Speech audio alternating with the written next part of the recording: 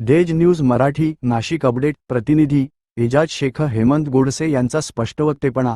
पक्षात शिस्त नाही, पण शिंदे साहेबांचं काम कौतुकास्पद. माजी खासदार हेमंत गोडसे यांनी आज नाशिकमध्ये प्रसारमाध्यमांशी संवाद साधताना आपल्या भावना स्पष्टपणे व्यक्त केल्या. त्यांनी सांगितलं की ते पक्षश्रेष्ठींवर नाराज नाहीत, ना शिंदे साहेबांवर, पण पक्षातील शिस्त आणि समन्वयाचा अभाव हे खरोखर चिंतेचं कारण आहे. शिंदे साहेब अतिशय चांगलं काम करत आहेत, पण प्रत्येक गोष्ट त्यांच्यावरच सोडून चालणार नाही. पद वाटप, नियुक्त्या, संघटना बांधणी सिस्टीम नाही, गुणवत्तेवर आधारलेली नेमणूक हवी. एकट्या शिंदे साहेबांवर सगळा भार नको. जिल्ह्यातील मंत्र्यांनी आपल्या संघटनेकडे लक्ष द्यायला हवं. गोडसे यांनी असंही स्पष्ट केलं की भाजपमध्ये जाण्याचा कोणताही विचार नाही, मात्र तिथली संघटन पद्धत आदर्श आहे. आपल्या पक्षातही तसंच व्हावं, यासाठी मी वरिष्ठ नेत्यांशी संवाद साधला आहे. मी सांगितलेल्या मुद्द्यांवर चर्चा होत नाही, हे खेदजनक आहे. चर्चा चव्हाट्यावर जाऊ नये, ही एक कुटुंबासारखी व्यवस्था राहायला हवी. त्यांनी सांगितलं की ते लवकरच श्रीकांत शिंदे यांची भेट घेणार असून सामाजिक प्रश्नांवर काम करण्याचा मानस आहे. तसंच ज्यांच्यावर अन्याय झाला आहे त्यांना शिंदे साहेब नक्कीच न्याय देतील, असा विश्वास त्यांनी व्यक्त केला. माझ्या तिकिटाच्या उशिरामागे समन्वयाचा अभाव आणि इतरही कारणं आहेत, असं सांगत त्यांनी पक्षासाठी दिलेलं योगदान अधोरेखित केलं. प्रत्येक जिल्ह्यात स्थानिक मंत्र्यांनी लक्ष द्यायला हवं. लहान सहान प्रश्नांसाठी राज्यपातळीवर धाव घेणं योग्य नाही, असं मत त्यांनी नोंदवलं. निष्कर्ष: हेमंत गोडसे यांचा सूर स्पष्ट आहे. पक्षात एकजूट आणि शिस्तीची गरज आहे. नेतृत्वावर विश्वास कायम असला तरी सुधारणा हवीच, असा संदेश त्यांनी दिला. पक्षश्रेष्ठींवरती कुठल्याही प्रकारची आपली नाराजगी नाही आहे. खरं तर आपल्या राज्याचे माजी मुख्यमंत्री आदरणीय शिंदेसाहेब यांनी अतिशय उत्कृष्ट काम या ठिकाणी महाराष्ट्राच्या जनतेच्या सेवेसाठी या ठिकाणी केलेले आहे आणि म्हणून आपली नाराजगी पक्षश्रेष्ठींवरती त्या ठिकाणी नाही.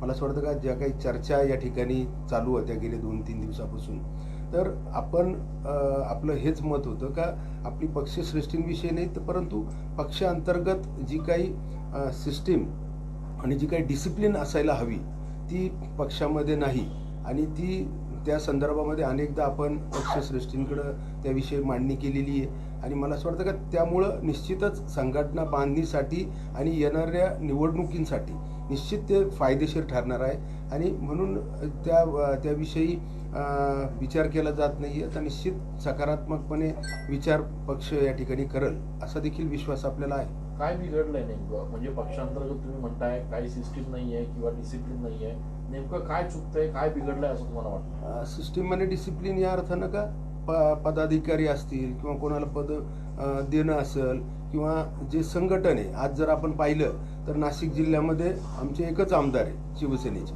आणि मग इतर 14 तालुका विधानसभा आहेत. मग त्यामध्ये जी काही संघटना आपल्याला उभी करायची तर त्या संदर्भामध्ये संघटनेच्या पदाधिकाऱ्यांच्या नियुक्तीचा विषय असेल किंवा इतर जे काही संघटनेच्या पदाधिकाऱ्यांची जे काही कामं असतील किंवा लोकांपर्यंत पोहोचवण्यासाठी जी सिस्टीम इतर पक्षांमध्ये राबवली जाते तशा प्रकारे आपण त्यावरती आपण करायला पाहिजे, जेणेकरून येणाऱ्या निवडणुकीमध्ये त्याचा आपल्या जिल्हा परिषद आणि महापालिकेमध्ये त्याचा निश्चित फायदा त्या ठिकाणी होईल असं आपलं मत आहे. विश्वासात घेतलं जात नाहीये का तुमच्यासारख्या नेत्यांना ज्यांना एवढा अनुभव आहे किंवा जे पक्षासाठी काम करतायत?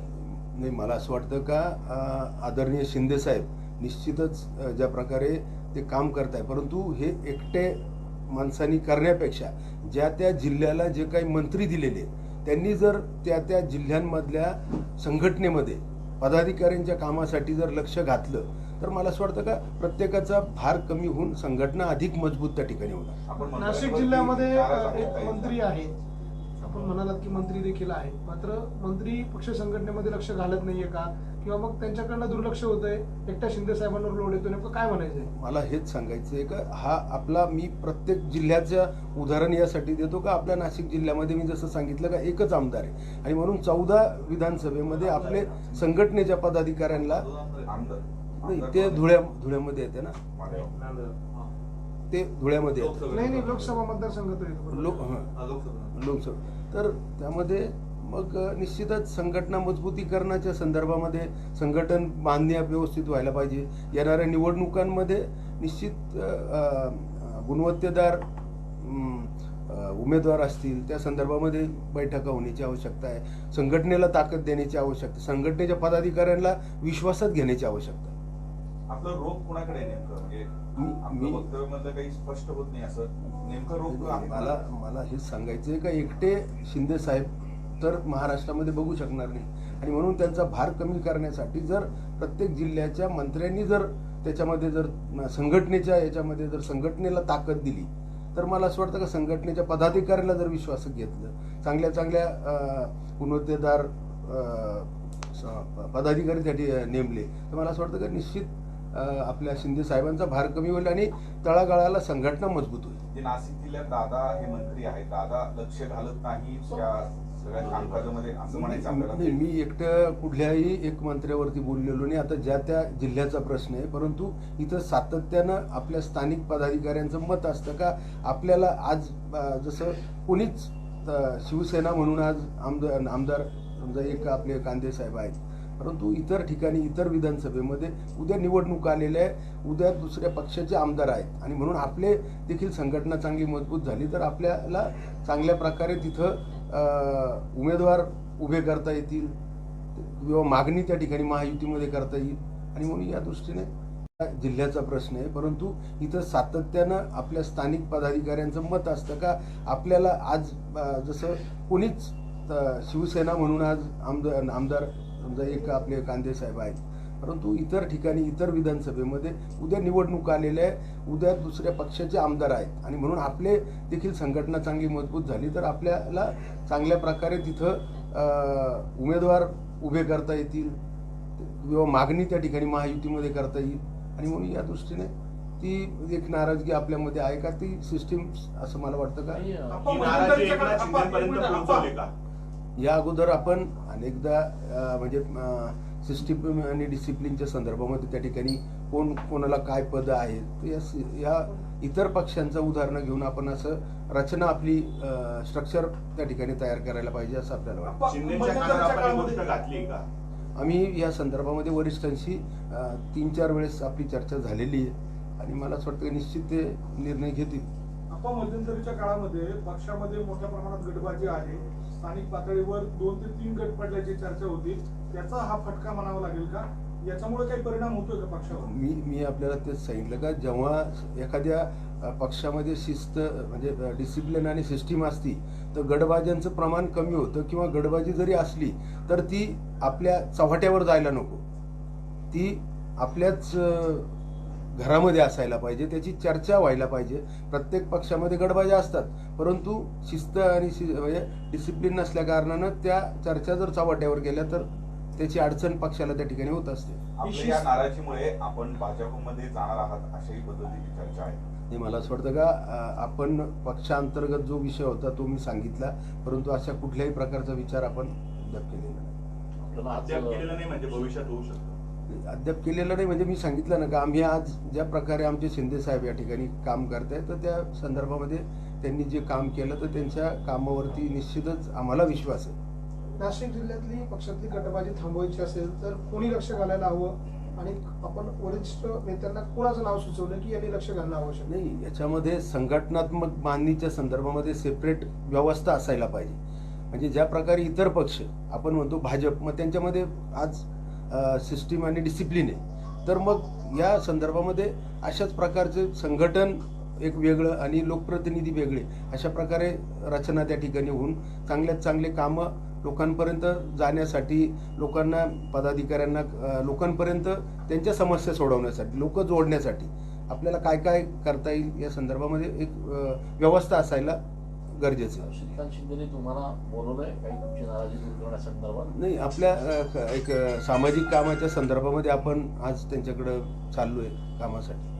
आपण लोकसभा निवडणुकीनंतर लोकसभेमध्ये ज्यांना तिकीट मिळालं नाही अशा लोकांना पुनर्वसन करण्यात आलं.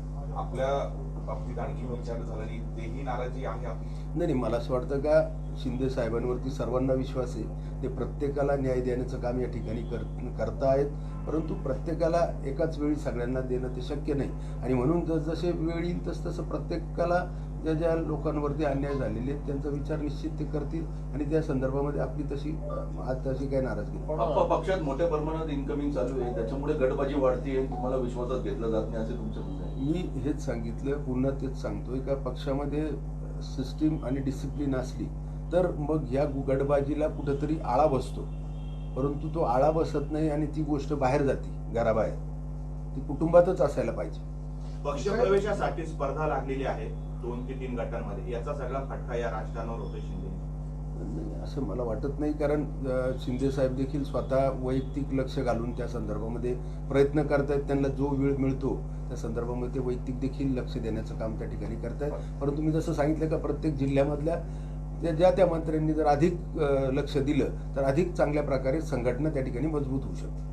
आपण नाशिकसह राज्याचे बोलतात, त्या त्या जिल्ह्यातले मंत्री लक्ष घालत नाहीत, म्हणजे नाशिकसह इतर जिल्ह्यांमध्ये पण अशीच परिस्थिती सगळीकडे असायला पाहिजे. मी केवळ नाशिक जिल्हा म्हणून नाही तर राज्यातल्या सगळ्या संघटनेच्या संदर्भामध्ये आपलं ते मत आहे. मंत्र्यांनी लक्ष घातलं तर काय फरक पडेल संघटना बांधणीवर किंवा काय? 100% फरक पडेल. आज प्रत्येक गोष्ट ही वरपर्यंत शिंदे साहेबांपर्यंत जाण्यापेक्षा अनेक असे विषय असतात का जे जिल्हा पातळीचे असतात. तिथं आपण न्याय देऊ शकतो त्या लोकांना म्हणा, त्या पदाधिकाऱ्याला. तर मग त्याला त्या छोट्या मोठ्या गोष्टींसाठी राज्यापर्यंत राज्य पातळीवरती जाण्याची आवश्यकता पडणार नाही. ठीक